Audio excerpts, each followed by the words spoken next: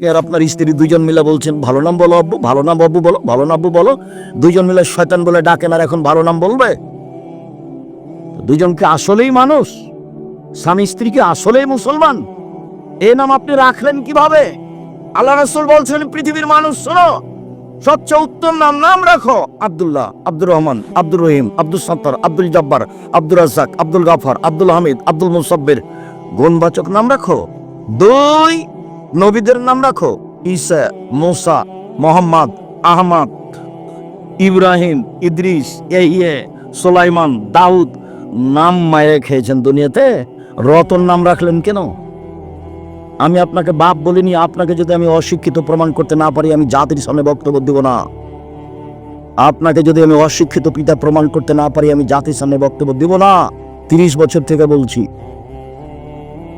7 দিনের দিন আকিকা দিতে হবে, 7 দিনের দিন নাম রাখতে হবে, 7 দিনের দিন মাথা নেড়ে করে চুল সম পরিমাণ রূপা মূল্য দান করতে হবে। 7 দিনের দিন নাম রাখতে হবে। 14 দিনে চলে না, 21 দিনে চলে না, জীবনে একদিন চলে না, 7 দিনের আগে চলে না। 7 দিনের আগে বাচ্চা মারা গেলে কিছুই লাগে না। 2, পশু জবাই করতে হবে। 3, মাথা নেড়ে করতে হবে। 4, চুল সমপরিমাণ রূপা দান করতে হবে, রূপা মূল্য দিলে হবে। নাম রাখতেই হবে, আকিকা দিতেই হবে। এটা বাপের জিম্মেদারি, এটা কুরবানি নয়। দিলেও চলে, না দিলেও চলে, কুরবানি নেকির কাজ। আকিকা বাপের জিম্মেদারি, কুরবানি নেকির কাজ। কুরবানি মানে চোখ ঠিকঠাক আছে কিনা দেখো, পা ঠিকঠাক সুন্দর আছে কিনা দেখো, দাঁত উঠেছে কিনা দেখো, কান সুন্দর আছে কিনা দেখো, লেজ ঠিকঠাক আছে কিনা দেখো, মোটা তাজা কিনা দেখো, গ্রামে ফকির মিসকিন আছে কিনা দেখো। কুরবানি মানে নেকি, কুরবানি মানে এই এতগুলোর নাম কুরবানি। আকিকা মরা হোক, আধা মরা হোক, কানা হোক, ল্যাংড়া হোক, 2 দিনের হোক, মানে মরছে এখন মরবে তাকে দিলেও চলবে, খালি জান আছে। এটা হলো বাপের জিম্মেদারি। 7ম দিনের দিন দিতেই হবে, কর্জ করে দিতে হবে, প্রয়োজনে ভিক্ষা করে দিতে হবে। এটা হলো উপার্জনের সবচেয়ে নিম্ন পর্যায়ের স্তর, সবচেয়ে সুন্দর স্তর ব্যবসা। তারপরেরটা জমি চাষ, তারপরেরটা চাকরি, তারপরেরটা দিনমজুরি, আর শেষে আছে ভিক্ষা। আসছে এক পর্যায়ে এই ছেলে মেয়েকে ভিক্ষা করে পড়াতে হবে। আসছে, দেখেন আপনাকে আমি প্রমাণ দেখিয়ে ছাড়বো। শুনুন সম্মানিত দিনী ভাই বোন, ছেলে মেয়েকে শিষ্টাচার শিখাতে হবে। শিষ্টাচার কি জিনিস? শুধু নাম শুনেছি শিষ্টাচার, কোনোদিন বুঝিনি কাকে শিষ্টাচার বলে। লন্ডনের একটা বড় জায়গা আছে বার্মিংহাম। ফজরের সালাত আদায় করে নাস্তা করতে বাড়িতে ঢুকলাম। আগে আগে বাড়ির মালিক যাচ্ছে, পিছে পিছে আমি যাচ্ছি। বাড়ির ভিতর থেকে একটা ছেলে বের হয়ে আসলো, 18-20 বছর বয়সের। ছেলেটা এসে বলল গুড মর্নিং, এটাও বলল গুড মর্নিং। আমি পিছে আছি, এখন আমি কি করতে পারি? আমি অবাক হয়ে গেলাম। খেতে বসে বলছি ভাইজান, লন্ডন টাকা উপার্জন, টাকা ইনকাম করতে এসেছি, আদর্শ বিক্রি করতে আসিনি। এটা হতে পারে না। ওর জন্য গুড মর্নিং আর আমার আপনার জন্য আসসালামু আলাইকুম। 1 কোটি গুড মর্নিং এক পাল্লায় দেন, আর একটা আসসালামু আলাইকুম এক পাল্লায় দেন, দেখি কোনটা ভারী হয়। আপনি আমাকে 1 গিলাস পানি দিলেন, আমি বললাম থ্যাংক ইউ, এটা একটা আদর্শ। ভাইজানকে 1 গিলাস পানি দিলেন, উনি বললেন জাযাকাল্লাহ খায়ের, এটা একটা শিষ্টাচার, এটা একটা আদর্শ। বলেন কোনটা ভালো? 1 কোটি থ্যাংক ইউ এক পাল্লায় দেন, আর একটা জাযাকাল্লাহ খায়ের আপনি এক পাল্লায় দিয়ে ওজন করেন, দেখি কোনটা ভারী হয়। জাযাকাল্লাহ খায়ের আল্লাহর পক্ষ থেকে জিবরাইলের মাধ্যমে মুহাম্মদ সাল্লাল্লাহু আলাইহি ওয়াসাল্লামের মাধ্যমে আমাদের কাছে এসেছে, আর থ্যাংক ইউ মানুষে বানিয়েছে। দুটো সমতা হতে পারে? কোনোদিন হবে না। ছেলে মেয়েকে আদর্শ শিখিয়ে দিল, শিষ্টাচার। বাপ মা জানে না কাকে শিষ্টাচার বলে। আব্বু বাড়িতে সালাম দিয়ে ঢোকো, তার নাম শিষ্টাচার। সালাম দিয়ে বাড়ি থেকে বের হও, তার নাম শিষ্টাচার। আব্বু ডান পায়ের জুতা আগে পরো, তার নাম শিষ্টাচার। বাম পায়ের জুতা আগে খোলো, তার নাম শিষ্টাচার। জামার ডান হাতটা আগে গায়ে লাগাও, তার নাম শিষ্টাচার। খোলার সময় বামটা আগে খোলো, তার নাম শিষ্টাচার। মসজিদে ঢোকার সময় ডান পা আগে দাও, তার নাম শিষ্টাচার। বাম পা পরে দাও, তার নাম শিষ্টাচার। ডান কাতে ঘুমাও, তার নাম শিষ্টাচার। রাস্তায় মানুষ পড়লে তাকে সালাম দাও, তার নাম শিষ্টাচার। পেশাব পায়খানায় ঢুকলে দোয়া পড়ে ঢোকো, তার নাম শিষ্টাচার। বের হয়ে আসলে দোয়া পড়ে বের হয়ে আসো, তার নাম শিষ্টাচার। দরজা বন্ধ করলে বিসমিল্লাহ বলো, তার নাম শিষ্টাচার। খাদ্যদ্রব্যাদির পাতিল ঢাকার সময় বিসমিল্লাহ পাতিলের এক পাশ থেকে ভাত তরকারি উঠাও, তার নাম শিষ্টাচার। বাচ্চারা এক পাশ থেকে খাবে, তার নাম শিষ্টাচার। ডান হাতে খাবে, তার নাম শিষ্টাচার। বাম হাতে পেশাব পায়খানা করার পরে পানি খরচ করবে, তার নাম শিষ্টাচার। শিষ্টাচার কাকে বলে? ইসলামে এক গিলাস পানি পান করলে 5টা শিষ্টাচার লাগে। অবাক ধর্ম। এর আগে ছিল যেটা, সেটার নাম জাহেলিয়াত, আর এখন যেটা এসে সেটা ইসলাম। 1 মিনিট, এই ছেলে, কোনো কাজ আমাকে দেখায়ও না। জাহেলিয়াত দেখাচ্ছি তোমাকে, আর ইসলাম দুটা মুখামুখি। জাহেলিয়াত, আল্লাহ বলছে অকারনা ফি বুয়ুতিকুন্না ওয়ালা তাবাররুজনা তাবাররুজা জাহেলিয়াতিল উলা। হে মুসলিম মহিলা, তোমরা বাড়িতে থাকো। বন্যতার যুগে, বর্বরতার যুগে, অসভ্যতার যুগে, জাহেলিয়াতের যুগে মেয়েরা যেভাবে প্রদর্শন দিয়ে চলতো, ভ্যানিটি ব্যাগ ঘাড়ে করে, সেভাবে তোমরা চলো না। আল্লাহ বলছেন এটা জাহেলিয়াত। এখন ইসলাম চলে এসেছে, এটা চলবে না। মুহাম্মদ সাল্লাল্লাহু আলাইহি সাল্লাম বিদায় হজের লম্বা ভাষণে বললেন এক পর্যায়ে, পৃথিবীর মানুষ শুনে রেখো, কুল্লু আমরিন মিন জাহেলিয়াত তাহতা কাদামাইয়া। জাহেলিয়াতের যুগের যত নিয়ম কানুন ছিল, জাহেলিয়াতের যুগের যত কৃষ্টি কালচার ছিল, জাহেলিয়াতের যুগের যত আদব কায়দা ছিল, সব আমি মুহাম্মদ সাল্লাল্লাহু আলাইহি সাল্লাম আর 2 পায়ের নিচে রেখে দিলাম। জাহেলিয়াতের যুগের কোনো কৃষ্টি কালচার শিষ্টাচার চলবে না। শুনে রাখো জনগণ, और रेबा मिन আমরি জাহেলিয়া, সুদ হচ্ছে জাহেলি প্রথা। আমি সুদ জাহেলি প্রথাকে পায়ের নিচে রেখে দিলাম। সর্বপ্রথমে সুদ মওকুফ ঘোষণা করলাম আমার চাচার। আমার চাচা জনগণের কাছে হাজারো লাখ কোটি টাকা সুদের পায়। আমি ভাতিজা হিসাবে আমার চাচার সব সুদ মওকুফ করে দিলাম। নিজের বংশ থেকে সুদ বন্ধ করলাম। এটা হলো জাহেলি প্রথা। ভাতিজা যদি কোনো ভালো কাজে চাচার জমি জায়গার উপরে কোনো ক্ষমতা দেখায়, তাহলে চাচা যেন কিছু না বলে। মুহাম্মদ সাল্লাল্লাহু আলাইহি সাল্লামের তো বাপ মা নেই, মুহাম্মদ সাল্লাল্লাহু আলাইহি সাল্লামের তো নিজস্ব টাকা পয়সা নেই, উনি তো কোনো সুদের লেনদেন করেননি। সুদ তো জাহেলিয়াত। আপনাকে আমি বলতে চাচ্ছি যে ইসলাম এসেছে, জাহেলিয়াত চলে গেছে, আবার ইসলাম পিছে হটতে থাকবে, আর জাহেলিয়াত আসতে থাকবে। সব মানুষ জাহেলিয়াতের মধ্যে আটকা পড়ে যাবে। থ্যাংক ইউ জাহেলিয়াত, গুড মর্নিং জাহেলিয়াত, tata bye bye, tata bye bye. জাহেলিয়াত 31টা 10টা নাম। জাহেলিয়াত চলাফেরা যেভাবে খাচ্ছেন, পিচ্ছেন, উঠছেন, সব কর্মকাণ্ড, খাতা কলম, অফিস আদালত, কোর্ট কাছারি, সব জাহেলিয়াতের নীতিতে চলছে, ইহুদি খ্রিস্টানদের নীতিতে চলছে। এক সময় ইসলাম এসেছিল, ধীরে ধীরে ইসলাম বিদায় নিচ্ছে, জাহেলিয়াত ছড়িয়ে পড়ছে।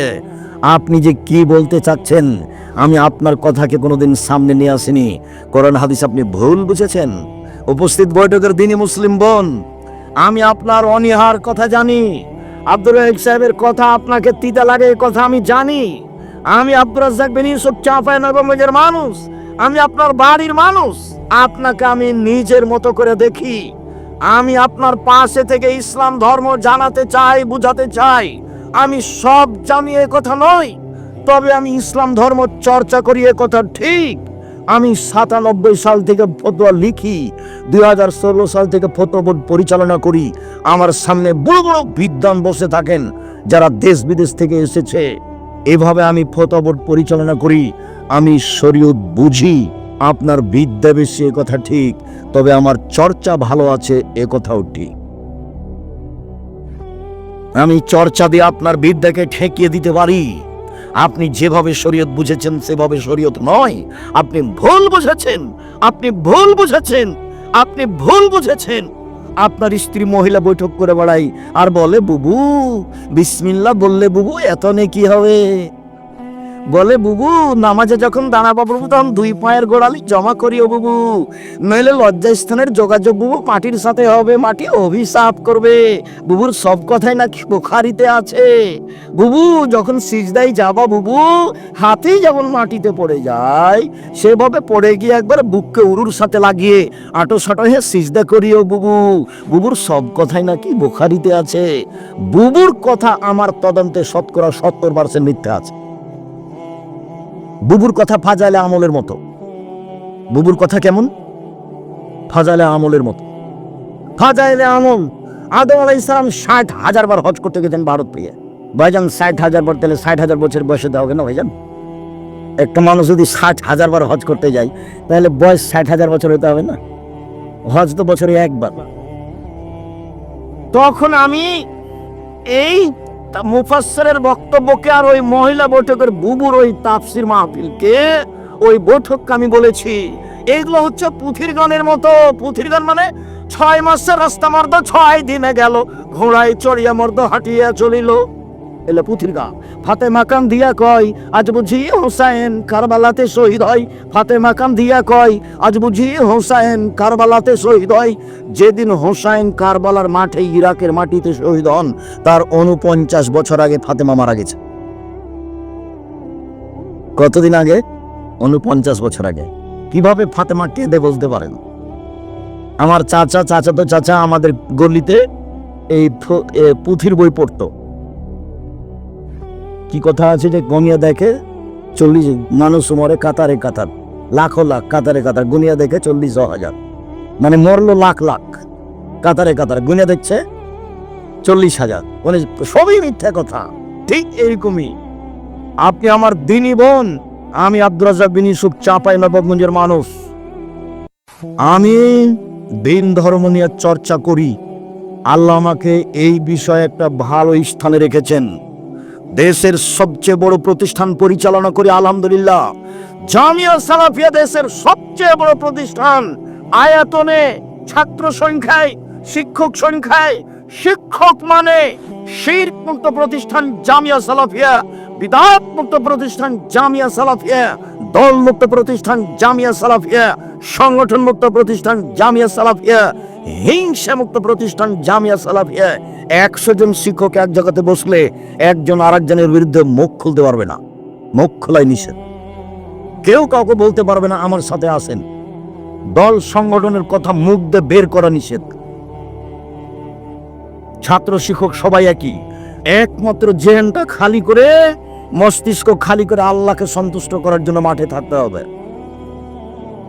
ইবাদতে থাকতে হবে। আব্দুর রাজ্জাক সাহেবকে শ্রদ্ধা করি, কোরআন হাদিসের কথা বলে, সেই জন্য একদিন দেখছি বাম হাতে পানি খাচ্ছে, তখনও কি শ্রদ্ধা করব? জি না, এটা অসম্ভব হতে পারে না। আর আব্দুর রাজ্জাক সাহেবকে সম্মান করি, অনুসরণ করি না। অনুসরণ পৃথিবীতে একটা মানুষকে করি, যার নাম মুহাম্মদ সাল্লাল্লাহু আলাইহি সাল্লাম, যার কথা দিয়ে 1 গিলাস পানি পান করলে 5টা বিধান লাগে। 1 ডান হাত, 2 বিসমিল্লাহ, 3 বসে, 4 3 শ্বাসে, 5 শেষে আলহামদুলিল্লাহ। 1 গ্লাস পানি পান করলে 5টা শিষ্টাচার লাগে।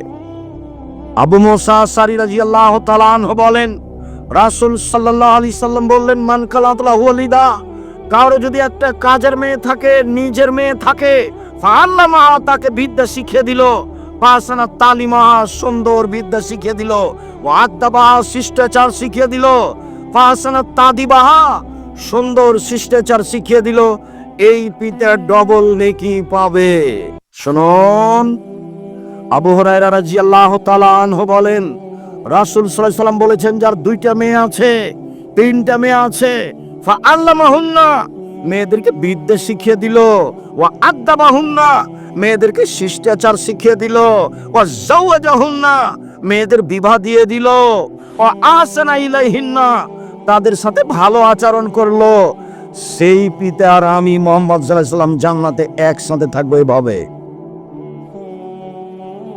ছেলে মেয়েকে বিদ্যা শিখালো, শিষ্টাচার শিখালো। শিষ্টাচার কি সেটাই তো বুঝতে পারলাম না। এই ছেলে, তোমাদের ধারণায় কি দোকানে বসে আড্ডা পিটা কি শিষ্টাচার? ল্যাংটা মেয়ে দেখা, মোবাইল, এটি কি শিষ্টাচার? যে আর একজনের বদনাম করছো, দলীয় দাপটে দৌড়িয়ে বেড়াচ্ছ, সেটাই কি শিষ্টাচার? আর একজনকে বক্তব্য ধুয়ে ছেড়ে দিচ্ছ, সেটাই কি শিষ্টাচার? কে কোন পাপ করেছে 40 বছর আগে, এখন সেগুলো মানুষের সামনে বলছো, সেটাই কি শিষ্টাচার? দুঃখিত। সাংবাদিক প্রতিষ্ঠানে গেছে কিছুদিন আগে, তা আমাকে কিছু জিজ্ঞাসা করছে। তো সাধারণত আমার সাথে দেখা হয় না এরকম কোনো লোকের। তা আমি সেদিন অফিসেই ছিলাম, কোনো কাজে, এই সময়তে চলে এসেছে, দিয়ে আমার সামনে মুখামুখি হয়ে গেছে। তো আমাকে পুরাতন কথা জিজ্ঞাসা করছে। তখন আমি বলছি, সাংবাদিকতা করা ছাড়া আর কোনো কাজ পান না, ভিক্ষা করে খান। ভিক্ষা করে খাবেন, সাংবাদিকতা করতে এসেছেন কেন? আপনি জানেন না যে আল্লাহর নবী বলেছেন, মান সাতারা মুসলিমান সাতারাহুল্লাহু ফিদ দুনিয়াল আখিরা। কেউ যদি কারো দোষ ত্রুটি ঢেকে রাখে, আল্লাহ বিচারের মাঠে তার দোষ ত্রুটি ঢেকে রাখবে। আর আপনি আমাকে পুরাতন কথা জিজ্ঞাসা করেন, মানে কি বুঝাতে চান? ভিক্ষে জুটে না, কেউ ভিক্ষে দিবে না? এখানে এসেছেন কেন? 1 মিনিট, এই ছেলে এদিকে দেখো। আমার দিনী বোনেরা, একটু ধৈর্যের পরিচয় দেন। হ্যাঁ করে তো কিছু এসেছে, কিছু তো গেছে। দেবরের সাথে এসেছে, ভাসুরের সাথে গেছে। জবাব তো আমি দিব না, জবাব আর স্বামী দিব, আর বাপ দিবে।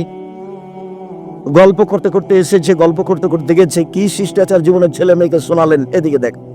বিচারের মাঠে আল্লাহ একজন ব্যক্তিকে এইভাবে তার বাহু দিয়ে আড় করে নেবেন, ঢেকে নেবেন আল্লাহ নিজে, দিয়ে তার আমলনামাটা তার সামনে তুলে ধরবেন এভাবে। দেখো তো, চিনতে পারো কি এইগুলো পাপ কার? হ্যাঁ চিনতে পারছি, এগুলো আমার পাপ। তুমি কি মনে করো আমার ফেরেশতারা এগুলো অন্যায় লিখেছে? না না না না না, আমি মনে করিনি এগুলো অন্যায় লিখেছে। তুমি কি আমাকে কিছু বলতে চাও? জি না, আমি আপনাকে কিছু বলতে চাই না, আল্লাহর সাথে মুখামুখি কথা হচ্ছে। তখন আল্লাহ বলবেন, শোনো, তুমি মানুষের দুনিয়াতে মানুষের দোষ ত্রুটি ঢেকে রেখেছিলে, আজকে আমি আল্লাহ তোমার পাপ ঢেকে রাখতে পারি না। যে পাপ তোমাকে দেখালাম সে পাপ আমি মাফ করে দিলাম, মুছে দিলাম, তুমি জান্নাতে যাও। তুমি মানুষের দোষ ত্রুটি ঢেকে রেখেছিলে, সেই জন্য আমি তোমার দোষ ত্রুটি আজ কাউকে দেখতে দিব না। আর দল সংগঠনের গতি বিধি চরিত্র বৈশিষ্ট্যই হচ্ছে আর একজনের পিছনে লাগা। ও ছাড়া বাঁচতেই পারবে না। ও যদি বলে আমি মুখ খুলি না কারোর বিরুদ্ধে, তাহলে মিথ্যা কথা হয়ে যাবে। কারো কথা আমি নাম নিনে, মুহাম্মদ সাল্লাল্লাহু আলাইহি ওয়াসাল্লাম বলছেন, পৃথিবীর মানুষ শোনো, আমি যখন বাড়ি থেকে বের হই তখন তোমরা কারো খারাপ কথা আমার সামনে বলতে পারবে না। আমি তখন ওই লোকটার ব্যাপারে খারাপ ধারণা করব, এটা আমি চাই না। পৃথিবীর মানুষ শোনো, আমি জানি আব্দুল্লাহ বিন উবাই বিন সলুল সবচেয়ে বড় মুনাফিক। আমি তাকে কোনোদিন নিজের কাছ থেকে বের করে দিইনি, আমি তার কোনোদিন বদনাম করিনি, আমি বের করে দিইনি। এই জন্য জনগণ বলবে যে মোহাম্মদ নিজের লোককে বের করে দেয়। হাদিস বুখারী মুসলিম। কি করলেন জীবনে? না নিজে কিছু শিখলেন, না ছেলে মেয়েকে কিছু শিখালেন, না নিজে কিছু হালাল উপার্জন করলেন, না ছেলে মেয়েকে হালাল উপার্জনের কিছু শিখালেন, না নিজে কিছু শিষ্টাচার শিখলেন, না ছেলে মেয়েকে শিষ্টাচার শিখালেন। জীবনটা একবারে সোলানায় মিছের মতো হয়ে গেল। সম্মানিত দিনী ভাই বোন, রাসূল সাল্লাল্লাহু আলাইহি ওয়াসাল্লাম বলছেন, এবার শক্ত অবস্থানে যাচ্ছি, দেখেন শুধু পিতা এখন চলছে। আল্লাহ রাসূল বলছেন, আনফিক আলাইয়ালিক বিন তালিক, পৃথিবীর মানুষ, তুমি তোমার ছেলে মেয়েকে গড়ে তুলো, শিক্ষিত করো তোমার উপার্জিত সম্পদ দিয়ে। তোমার উপার্জিত সম্পদ মানে তোমার বাপের জমিদারি দিয়ে ছেলে মেয়েকে পড়াও, নইলে তুমি ব্যবসা করে ছেলে মেয়েকে মানুষের মতো করো, নইলে তুমি জমি চাষ করে ছেলে মেয়েকে মানুষের মতো মানুষ করো, নইলে তুমি মানুষের বাড়িতে কাজ করে করো, নইলে তুমি ভিক্ষে চেয়ে ছেলে মেয়েকে পড়াও। তোমার ছেলে ভিক্ষে চাইতে পাবে না, আপনার মেয়ে গার্মেন্টসে যেতে পাবে না, আপনার ছেলে টোকাই হতে পাবে না। 25 থেকে 30 বছর পর্যন্ত, শেষ পর্যন্ত ভিক্ষা কে করবে বলেন তো? এটা বাপ করবে, ছেলে মেয়ে করবে না। 25 থেকে 30 বছর পর্যন্ত ছেলেটাকে মানুষের মতো মানুষ করে গড়ে তুলতে হবে, তারপরে পয়সা উপার্জন। আপনাকে এই সিদ্ধান্ত আগেই তাড়াতাড়ি কে দিল? আপনি একটা পরিবারকে কবর দেওয়া কিন্তু আপনি একটা অশিক্ষিত পিতা জাতির জন্য ক্ষতি করেছেন, নিজের ক্ষতি করেছেন, সমাজের ক্ষতি করেছেন। সব অন্যায় আপনার ছেলে মেয়ে করে বেড়াচ্ছে। দুঃখিত। সবসময় আল্লাহকে বলেন, আল্লাহ আমি ছেলে মেয়ে মানুষ করতে চাচ্ছি জাতির জন্য, তোমাকে সন্তুষ্ট করার জন্য, আমি নিজের জন্য করতে চাই না। এভাবে বলেন, চলেন। পরের হাদিস, এই হাদিসের চেয়ে আরো শক্ত অবস্থানে এই হাদিসের পরের বাক্য আছে, আল্লাহ তারফাও আসাকা আদাবান, লাঠিটা পরিবারের উপর থেকে উঠিয়ে নিও না ছেলে মেয়ের উপর থেকে। প্রথমে আব্বু সালাত আদায় করো, আব্বু ভালো কাজের আদেশ করো, মন্দ কাজের নিষেধ করো। 7 থেকে 10, 11 সালাত আদায় করেছ? জি না। দাঁত ভেঙে দেবো, দাঁত ভেঙে দেবো, পিঠের চামড়া তুলে দেবো। যাও সালাত আদায় করো। এই কোথায় ছিল, কোথায় ছিল এতক্ষণ? অক্ষরে অক্ষরে তল্লাশি চালাতে হবে, তার নাম পিতা। শক্তভাবে এবার চলেন, আপনাকে আমি শক্ত অবস্থানে আরো পিতা দেখাই। আয়েশা রাদিয়াল্লাহু তাআলা আনহা বলেন, আমরা একদা যুদ্ধ সফর থেকে আসছিলাম, গলার হাড় হঠাৎ করে হারিয়ে গেল, খুঁজে পায় না। জনগণ আটকা পড়ে গেল, পানি নেই, ওযু করতে পারি না, সালাত আদায় করতে পারি না, এখান থেকে যেতেও পারি না, বিপাকে পড়ে গেলাম। জনগণ আমার আব্বাকে গিয়ে বলল, আপনি জানেন আপনার মেয়ে কি ঘটিয়েছে? আবু বকর সিদ্দিক রাদিয়াল্লাহু তাআলা বললেন, কি করেছে? আপনার মেয়ে গলার হাড় হাজে খুঁজে পাওয়া যায় না, আমরা এখান থেকে যেতে পারি না, পানিও নেই, ওযুও করতে পারি না, সালাত আদায় করতে পারি না। তখন আবু বকর সিদ্দিক আয়েশার নিকটে আসলেন। আয়েশা রাদিয়াল্লাহু তাআলা আনহা বলছেন যে আবু বকর সিদ্দিক এসে ফালাকা জানি লাকজাতান শাদীদা, আমার কোমরের উপরে খুব জোরে মারলেন, এত জোরে মারলেন। ওই সময়ে আমার স্বামী আমার উরু আমার রানের উপরে মাথা দিয়ে ঘুমিয়েছিলেন। তিনি যদি আমার উরু রানের উপরে মাথা দিয়ে না ঘুমাতেন তাহলে আমি মায়ের কারণে দূরে সরে যেতাম। 1 মিনিট, আমাদের দেশের গতি শোনাই। আমাদের দেশের শ্বশুর যদি মেয়ের ঘরে গিয়ে দেখে যে জামাই মেয়ের উরু রানের উপরে মাথা দিয়ে ঘুমিয়ে আসে, তাহলে ওদিকে আগাবে না এভাবে ঘুরবে? বুঝতে পারলেন না মনে হয়? আমাদের দেশের শ্বশুরেরা কিভাবে ঘুরবে? পাল্টা এভাবে ঘুরবে না? কিন্তু আরবি পরিবেশ এটা নয়। আয়েশা বলছেন, আমাকে মেরে দিলেন, এসে সবচেয়ে বড় মানুষে মারলেন। পৃথিবীর ইতিহাসে, পৃথিবীর শুরু থেকে শেষ পর্যন্ত নবী রাসূল ব্যতীত আবু বকর সিদ্দিক রাদিয়াল্লাহু তাআলার চেয়ে দামি মানুষ জন্ম নেয়নি, নিবেও না। সবচেয়ে বড় মানুষে মারলেন, সবচেয়ে বড় মহিলাকে মারলেন। পৃথিবীর ইতিহাসে মা হাওয়া থেকে শেষ পর্যন্ত আয়েশার মতো কোনো দামি মহিলা জন্ম নেয়নি, নিবেও না। আয়েশা রাদিয়াল্লাহু তাআলা আনহাকে মারলেন, সবচেয়ে বড় মহিলা, সবচেয়ে বড় মানুষের সামনে মারলেন। নবী রাসূল জনগণ নির্বিশেষে সবার চেয়ে দামি মানুষ হলেন মুহাম্মদ সাল্লাল্লাহু আলাইহি সাল্লাম, সামনে মেরে দিলেন। এবার বলি, সবচেয়ে বড় মানুষে মারলেন, সবচেয়ে বড় মহিলাকে মারলেন, সবচেয়ে বড় মানুষের সামনে মারলেন, বিবাহদারী বেটিকে মারলেন, পূর্ণ যুবতী মেয়েকে মারলেন, দিন দুপুরে মারলেন, খোলা মাঠে মারলেন, জামাইয়ের সামনে মারলেন, 1400 মানুষের সামনে মারলেন, হাত দিয়ে মারলেন। আমাদের দেশে আজও যদি যুবতী মেয়েকে বাপ হাত দিয়ে মারতে যায় আর মাছে ছেড়ে খেপে যাবে, হ্যাঁ হুঁশ নাই, বুদ্ধি নেই, মোটা অংশের মতো বড় বেটি ছেলেকে এভাবে মারতে যায়, হাত দিয়ে মারতে যায়, কি দেখেন, মানে এ এক আর এক খোঁচলামি। মেয়ে কোনোদিন বাপের কাছে বড় হয় না। সবচেয়ে বড় মানুষে মারলেন, সবচেয়ে বড় মহিলাকে মারলেন, সবচেয়ে বড় মানুষের সামনে মারলেন, জামাইয়ের সামনে মারলেন, বিবাহিতা মেয়েকে মারলেন, পূর্ণ যুবতী মেয়েকে মারলেন, হাত দিয়ে মারলেন, খোলা মাঠে মারলেন, 1400 মানুষের সামনে মারলেন। এত বড় বাপে এত বড় বেটিকে এত বড় মানুষের সামনে এভাবে মেরে দিলেন। ভুল কোথায় হারটা হারিয়েছে সেই জন্য মেরে দিলেন। আপনার মেয়ে জোহর থেকে দোকানে বসে খালি হ্যাঁ করে হেঁটে বেড়াচ্ছে, তাকে একটু আপনি ধমকও দিতে পারেন না। আপনি আবার বাপ, ছি থু, আপনার মতো বাপ মরে যাওয়া ভালো বেঁচে থাকার চেয়ে। যদি মরে যান এতিম হিসেবে ছেলে মেয়ে জামিয়া সালাফে লালন পালন করবে, কোনো সমস্যা নেই। 519 জন এতিম আছে, কালকে যদি আবার 500 জন যায় কোনো সমস্যা নেই ইনশাল্লাহ। 519 জন ইয়াতীম অসহায় আছে, 519 জন। আপনার মতো বাপ আমি বেঁচে থাকা চাইনি। এ দেখেন বাপ কেমন, লাঠি দিয়ে কন্ট্রোল করতে হবে প্রয়োজনে। আল্লাহ রসুল বলছেন লাঠি দিয়ে ঝুলিয়ে রাখো। আলোচনার শেষে চলে আসলাম এবার মা, এককভাবে মা। জাবের রাদিয়াল্লাহু তাআলা আনহু বলেন, রাসূল সাল্লাল্লাহু আলাইহি ওয়াসাল্লামের সাথে আমরা যুদ্ধ করে আসছিলাম মদিনায়। মদিনায় ঢোকার আগে তিনি বলেন, এই শোনো সৈন্য সামন্ত, সব এখানে থামো, সকালে বাড়িতে প্রবেশ করব। আমি জাবের বললাম, আল্লাহর রাসূল, আমি নতুন বিবাহ করেছি, আমাকে বাড়ি যেতে অনুমতি দেন। তখন আল্লাহ রসুল বলেন, জাবের তুমি নতুন বিবাহ করেছো? জি আমি নতুন বিবাহ করেছি। কুমারী মেয়ে বিবাহ করেছো না তালাক প্রাপ্তা মেয়ে বিবাহ করেছো?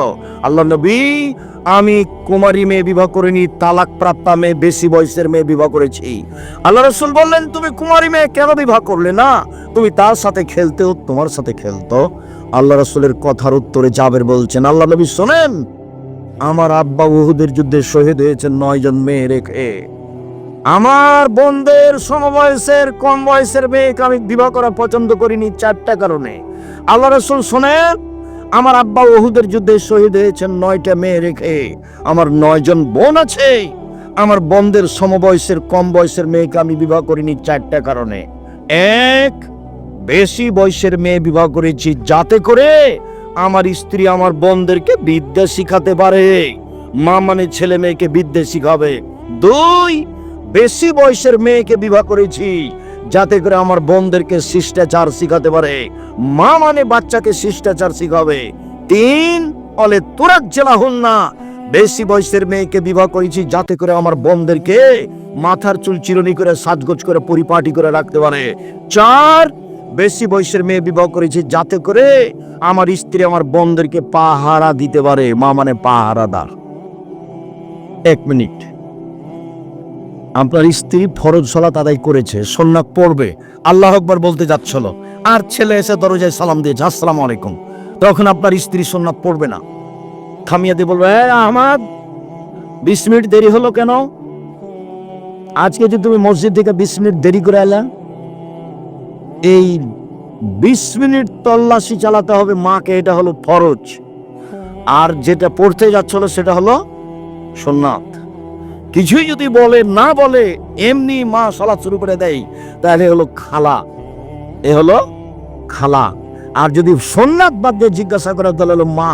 আমি যদি বুঝাতে না পারি, আমি অক্ষম। রাসূল সাল্লাল্লাহু আলাইহি ওয়াসাল্লাম ঠিকই বলেছেন, আমরা জাতিকে বুঝাতে পারলাম না বাপ মা কাকে বলে, সেই জন্যই ছেলে মেয়ে বড় হয়ে দাগাবাজি করে বেড়াচ্ছে, জুয়াচুরি করে বেড়াচ্ছে। আপনি যান ওই যে এখানে, আপনি যান ওই যে যেখানে টাকা আদায় করছে ব্রিজে, দেখেন কি অবস্থা। এর নির্বাচনের দেখেন কি অবস্থা। ওটা আপনারই ছেলে, ওকে দেখে মনে হচ্ছে আসতো শুকুর কুকুরে, একবারে মানুষের মতো নয় তার চরিত্র। আর ওর রাস্তাতে যদি কেউ কিছু বলে, এই কেলে, একবারে কিছু বলা যাবে না। রাস্তা ঘিরেছে কেন? রাস্তা বন্ধ করলো কেন? রাস্তার উপরে আল্লাহ রসুল যত শক্ত, শরীয়তের কোনো কাজের উপর আল্লাহ রসুল তত শক্ত নয়। আল্লাহ রসুল বলছেন, এই শোনো, যেখানে রাস্তা নিয়ে গন্ডগোল হবে সেখানে যা ছিল তার ডবল। বাড়ি ভাঙা লাগলে ভেঙে দাও, জমি দখল করা লাগলে দখল করো।